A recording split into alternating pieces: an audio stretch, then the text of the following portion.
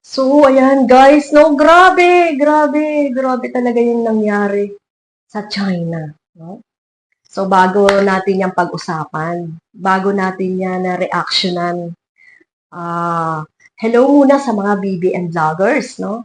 At hope na at nawa ay nasa mabuti kayong kalagayan at tuloy-tuloy lang po ang pagpoprotekta, pagsusuporta at paghahatid ng magagandang balita para sa ating Pangulo, no? Sa ngayon po ang napapanood ko sa social media, no? Grabe 'to, grabe yung nangyari sa China, no? Biruin niyo ba naman, wala namang bagyo, wala pa namang naitatalang bagyo.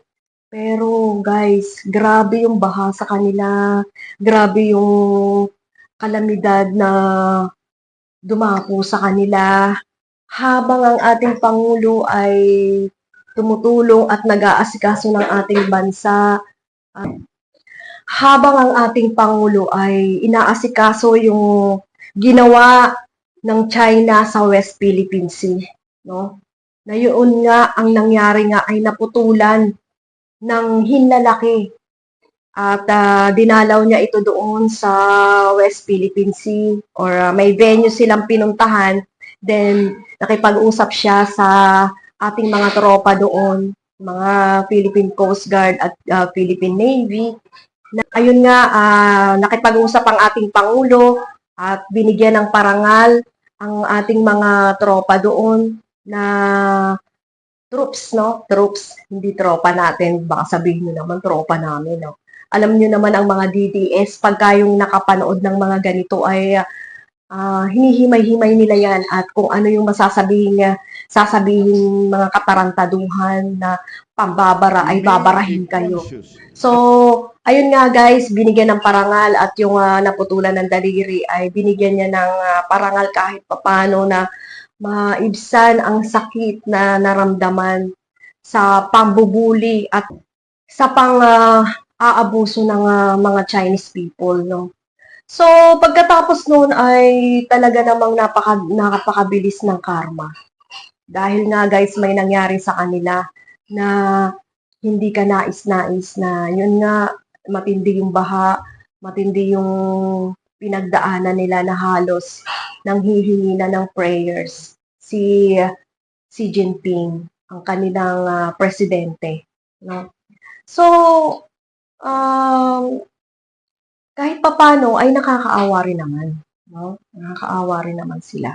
Pero sa ginagawa nila sa West Philippine Sea, sana mabuksan ng kanilang mga isip na wag na silang mang-api ng mga Pilipino, wag na silang mang-api ng kapwa nila kasi tao rin naman tayo although hindi naman magkasama or hindi naman magkapareho yung culture at ang nationality nito. Tao pa rin tayo, no? At lahat tayo ay nilalang ng Diyos.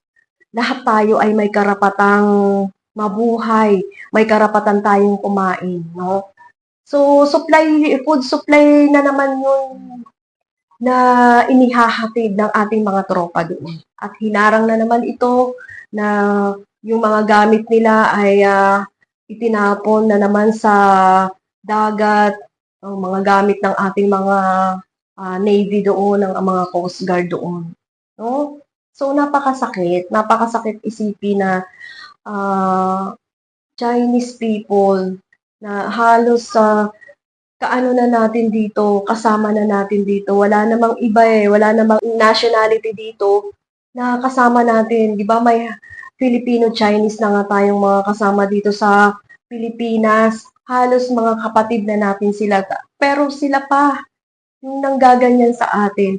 Why not naman na hindi na lang nila pagbigyan at magsama-sama na lang ang mga Pilipino at ang Chinese na mangingisda, parang patas na lang at yung bang makakakuha tayo sa kung ano yung mapapakinabangan natin sa West Philippine Sea ay hati-hati na lang. Why not ayaw nilang pumayag ng ganun? So alam naman natin na ang ating Panginoon ay ayaw nang lalamang. nanlalamang sa kapwa, yan ang pinakamahirap na kasalanan, guys. At ayan talaga ang kanyang hate na hate. Nasa Bible yan eh. So, ayaw niya nang nanlalamang ka sa kapwa mo. No? O, okay lang na magalit ka, pero huwag tayong manlalamang. No? At sunod-sunod ang mga ginagawa ng ating Chinese people, ng Chinese people sa West Philippine Sea. Kaya nga, ganyan ang resulta. So, hindi na natin hihintayin na may mamatay pa. Sabi nga ng Pangulo, talaga namang hindi na ako papayag, hindi na tayo papayag na may mamatay pa. No? So sana maisip din ng Pangulo na talagang hindi gera ang kanilang ipupush dyan sa West Philippine Sea, kundi talagang pakikipag-usap ng matindi, no? Makipagpulong at makipagpulong. Puro pakipag-usap ang gagawin ng ating Pangulo at hopefully ang nangyari sa China ay maging aral na rin sa kanila, no? Maging aral na rin sa kanila na talagang may Diyos tayo. So alam naman natin na sa China na ibabalita yan na marami talagang hindi naniniwala sa Diyos. So, sa mga Filipino-Chinese natin dyan, meron talagang Diyos, guys, na nakatingin lagi sa atin. Kahit anong gawin natin, kahit anong ginagawa mo sa kapwa mo, ay nakatingin po ang Diyos. No? Hindi po siya natutulog. Kahit hating gabi ka dyan na magdasal, kahit hating gabi ka dyan na humingi ng tulong o humiling sa Kanya, ay pagbibigyan ka pa rin niya. No? So, sa nangyaring ito sa China, nakakalungkot man pero talaga namang halo lungkot at galit ang nararamdaman ko dito. Nararamdaman natin lahat. Alam ko yan. No? Yung iba, syempre, hindi naman tayo makakatawa pero talagang nanggagalaiti tayo sa galit dahil sa ginawa nila. Biruin nyo ba naman maputulan ka ng daliri? Napakasakit no. Kahit nga anong maputol sa'yo, kahit nga konting-konti lang maputol sa'yo, napakasakit nun. No? At yun na nga, sa nangyaring ito sa kanila, kung bakit nga ba nangyayari ito sa kanila. No? Sa ngayon ay magbubuhos muna ako ng sama ng loob. Alam naman natin na talagang ang nangyayaring mga baha-baha, earthquake, bagyo ay talagang gawayan ng ating Panginoon. No? Pagka nangyari na yan, lagi na lang kayong magdasal kasi nga po, siya lang ang may control, siya lang ang may kayang gumawa ng ulan, gumawa ng bagyo, gumawa ng lindol. At eto pa, pagka nabasa nyo ito sa Bible, pagka gumawa siya ng ganun guys, na may lindol na, may bagyo na, nagagalit na po ito. Nagagalit po ito sa lugar na yon or basta sa lugar na yun. Sa mga taong yun na halos hindi naniniwala talaga sa kanya. So, ayan lang po guys ang aking ma-share at patuloy po tayong mag-suporta sa ating Pangulo. Patuloy lang po tayong magdasal para sa ating Pangulo na bigyan pa siya ng kalusugan, ng sobra-sobrang kalusugan or dagdag na kalusugan para maipagpatuloy niya ang mga programang kanyang nasimulan na which is talagang overwhelming ng mga Pilipino na talagang hindi nakikita ng ating ng kanyang mga detractors, no?